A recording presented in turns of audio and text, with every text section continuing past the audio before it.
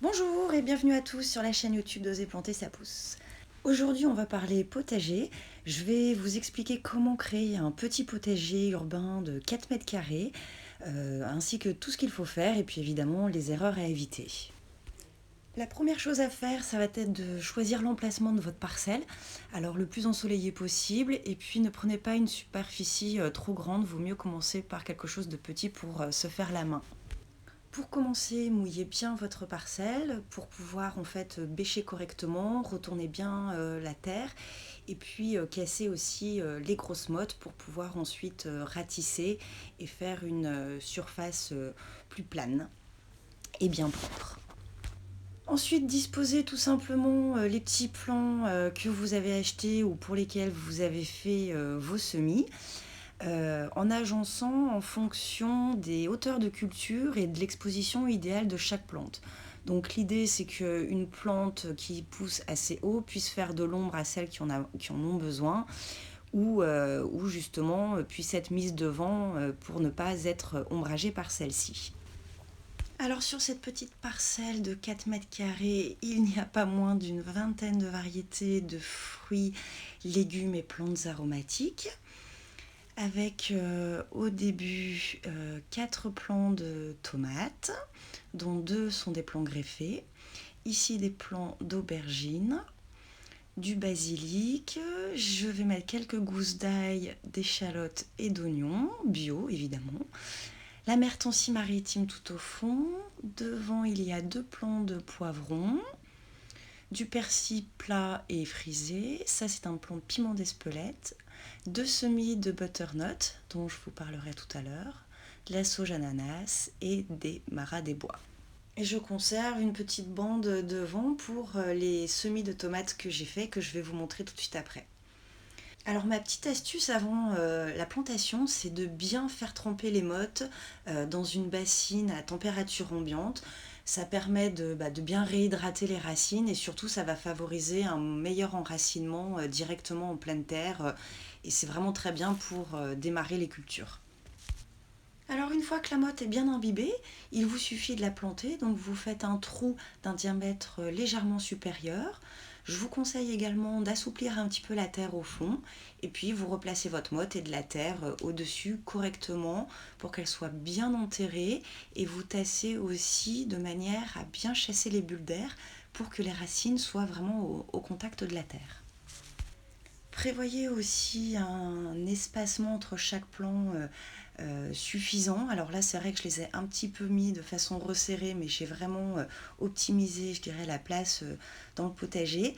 Mais voilà, laissez quand même un peu de place pour la croissance, parce que si vraiment c'est en surnombre, c'est un petit peu idiot, ça donnera pas grand-chose niveau rendement. Alors, niveau calendrier, là, le potager a été planté très très rapidement dans la saison, mi-avril. C'était un peu dû au confinement et puis parce qu'on a vraiment eu aussi un super beau mois d'avril et mois de mai. Sinon, en effet, il faut faire attention à planter ça après les 5 glaces, c'est-à-dire après le 15 mai. Alors, côté engrais, j'utilise évidemment des engrais bio, hein. J'ai acheté des plantes bio, c'est pas pour mettre des engrais chimiques. Donc là, en l'occurrence, j'ai mis du crottin de cheval au pied de chaque plant. Alors, j'attire votre attention sur le fait que le crottin doit être très très sec et vraiment déshydraté. Sinon, c'est capable de brûler les cultures très rapidement. Vous pouvez également aussi l'enterrer un petit peu parce qu'il a tendance à s'envoler. Mais c'est un produit qui est riche, qui est naturel, qui ne coûte pas d'argent. Donc vraiment, c'est dommage de s'en priver. Ici, c'est une petite parcelle que je garde pour mes semis de tomates dont je vais vous parler dans quelques minutes.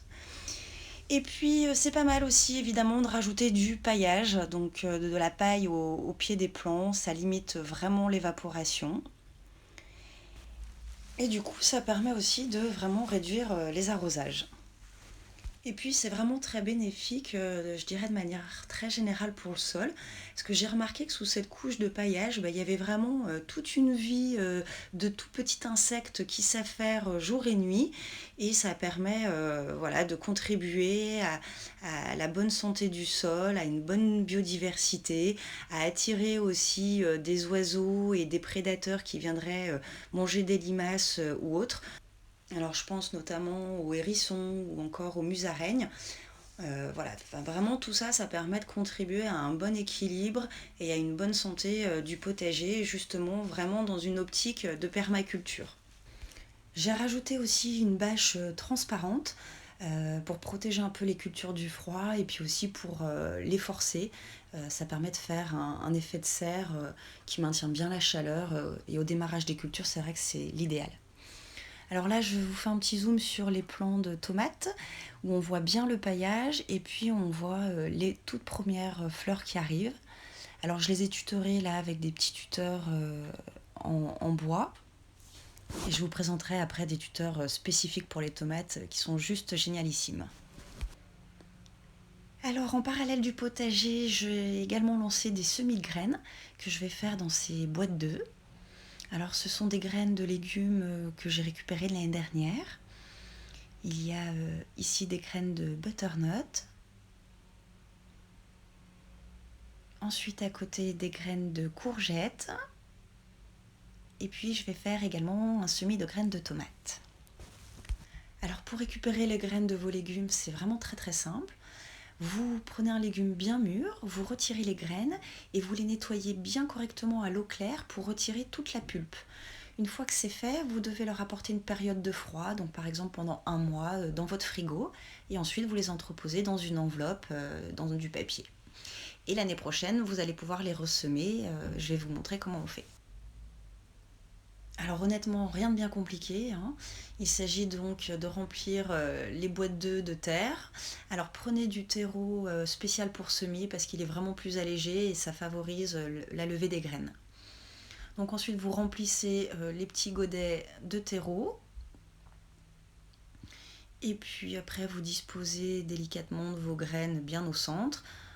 Alors là, j'utilise une petite pince à épiler. C'est un peu plus pratique, ça permet d'éviter de perdre des graines, parce que c'est vrai que sur les graines de tomates, elles sont petites, donc c'est assez vite fait d'en perdre. Et puis de les disposer bien correctement aussi à l'intérieur de la boîte. Je recouvre ensuite d'une fine couche de terre et je tasse délicatement, voilà, pour être bien sûr qu'il n'y a pas trop de poches d'air, et j'arrose copieusement. Alors pour qu'elles lèvent, il faut évidemment les conserver à une température adéquate, donc en intérieur à une température de l'ordre de 20 degrés et puis à la pleine lumière. Alors en une semaine, elles commencent déjà donc à sortir et à germer. Là, ce sont les graines de butternut, donc il y a une graine qui est sortie et puis je soupçonne voilà une seconde graine d'avoir germé parce que là je vois une petite surépaisseur. Et en effet, si je regarde un petit peu plus près, il se passe quelque chose dessous. Voilà. Et quant aux graines de courgettes, eh ben, il n'y a rien qui est sorti pour le moment. Donc on va patienter. Peut-être qu'elles sont un petit peu plus longues que les autres. Alors là, on a à peu près 15 jours, 3 semaines après les premiers semis. Donc les courgettes, toujours rien. Les deux butternuts, elles, sont bien sorties. Alors j'en avais mis 6. Il n'y en a que 2 qui sont sortis. Et puis quant aux tomates, je trouve qu'on est plutôt pas mal. Elles ont bien poussé. Et donc là, je décide en fait de les repiquer en pots individuels pour leur donner plus de place et surtout plus de terre. Donc je repique les deux butternuts et je repique quelques plants de tomates en pots individuels et je vais continuer à les cultiver en intérieur avec une température de l'ordre de 20 degrés pour bien les choyer comme des bons petits bébés. Et puis en parallèle aussi, j'ai relancé encore des semis de tomates dans des boîtes d'œufs là. Et là, on commence à deviner les feuilles de tomates qui se dessinent. Voilà, donc je vais laisser le travail se faire tout seul. Je vous fais un plan large du potager pour que vous puissiez bien voir la bâche comme elle est disposée un peu en forme de U. J'ai également mis quelques cultures sous cloche et vous avez juste à côté ma jambe pour que vous puissiez voir un peu la taille du potager. Au fond, il y a également des tuteurs à tomates que j'ai rajoutés et dont je vais vous parler plus précisément. Ce sont des tuteurs à tomates Mikado de chez MVI Industries que l'on verra en détail plus loin. Là, je voulais vous montrer que j'avais disposé de la cendre de bois. Donc, ce sont les tas gris que l'on voit au pied des cultures. Alors, c'est un antifongique naturel et c'est pareil, ça contribue au bon équilibre du sol. J'ai également rajouté un Oya de chez Oya Environnement au pied des fraisiers qui était un petit peu en souffrance et qui avait du mal à prendre racine malgré les stolons qui sont arrivés assez rapidement. D'ailleurs, je vous mettrai le lien de la vidéo de comment dupliquer vos fraisiers. Alors, petit focus maintenant sur les tuteurs Mikado. Donc, ils ont une réserve d'eau de 2 litres ainsi qu'un système de goutte à goutte ou de bouchon carrément. Et puis des attaches pour pouvoir tutorer les tomates. Donc, c'est vraiment un tuteur très ingénieux. Alors là, je vous fais un petit tour d'horizon avec au fond la mertancie maritime, qui est donc la plante huître. Vous avez un article sur mon blog dont je vous mettrai le lien en commentaire. Ici, vous avez donc les fraisiers avec l'Oya qui les aide un petit peu. C'est très efficace, hein, ça les aide beaucoup à s'enraciner. Et là, ce sont les semis de tomates que j'ai mis, ça y est, en pleine terre. J'avais laissé une place devant pour eux. Alors, il y en a un au fond qui est sous cloche, bien au chaud. Et on voit notamment la traînée de cendres tout autour. Et là, petite surprise, la première pousse de plants de pommes de terre qui arrive à côté des fraisiers. Ensuite, au-dessus, il y a les 2 plants de butternut, plus ici le piment d'Espelette, qui commence à faire son premier fruit apparemment. Les 2 plants de butternut, voilà. Donc la mertancie, qui a une belle couleur bleue dans le potager, c'est super beau. Devant les 2 plants de poivrons et le persil. Et là, les plants de tomates avec les tuteurs Mikado qui poussent super bien. Avec déjà des fruits en formation. Donc là, au niveau du timing, on est à peu près mi-mai. Mi-mai, voire fin mai. La bâche, je l'ai enlevée début juin et là, on la voit encore sur la vidéo. Donc, c'est à peu près le timing. Et quant aux semis de tomates, je les ai plantés une fois que les plants faisaient à peu près 10 cm. Petit focus ici là sur des fleurs et les premières tomates qui arrivent. On voit bien qu'il y a toujours le paillage aussi. Alors je retire les feuilles sur le bas du pied de la tomate pour éviter qu'elle ne touche par terre en fait les feuilles. Et puis c'est vrai que ces tuteurs sont vraiment l'idéal parce que c'est bien d'arroser les plants de tomates au pied et ça délivre petit à petit. Ici les premières fleurs d'aubergine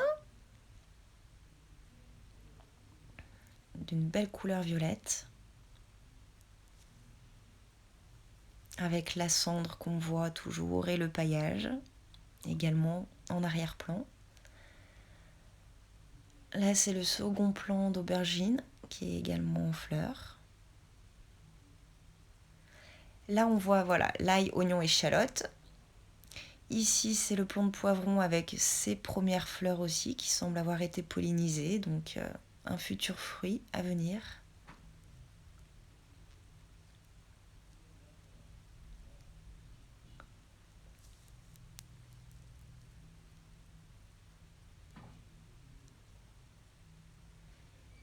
Alors là la mertancie elle a un petit peu souffert. Elle a été vraiment mangée par les limaces, elles adorent ça.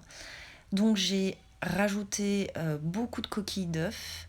Alors il faut bien les disposer, il faut qu'elles soient déjà assez grosses. Si elles sont trop fines, ça leur fait pas vraiment peur au final. Et je les plante un petit peu dans la cendre. Je fais vraiment une vraie barrière anti-limaces pour que ça soit l'équivalent de lame tranchante à leurs yeux et qu'elles aient vraiment pas envie de venir. Vous pouvez également mettre du marc de café ou des tiges de bourrache qui ont plein d'épines et qui repoussent assez facilement les limaces.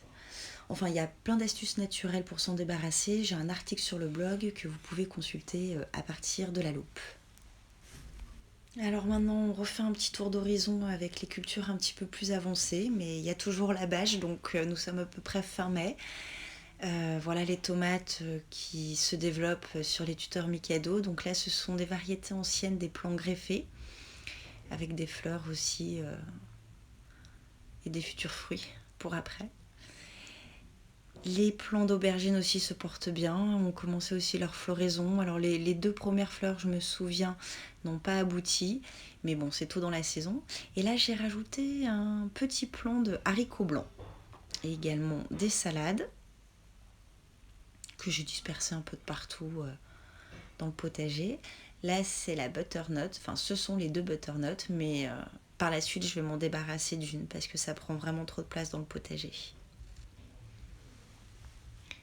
Ici, le plant de piment d'Espelette qui se porte bien aussi. Enfin, j'ai pas eu de perte, hein. Tout a bien démarré, mais je pense très sincèrement que la bâche y a été pour quelque chose, c'est une certitude. Voilà, là on voit un petit peu mieux les fleurs de piment d'Espelette. Ce sont des jolies fleurs blanches qui restent quand même plusieurs jours bien ouvertes et puis qui, si elles sont pollinisées, nous font des beaux fruits comme celui-ci. Alors il y a également un article sur le blog sur les piments d'Espelette que vous pouvez aussi consulter avec la loupe. Alors voilà Loya, preuve qu'il y a bien des oiseaux dans mon potager, donc ça c'est bien parce que du coup ils viennent me débarrasser des limaces. Et là de nouveau le fraisier avec plein de stolons.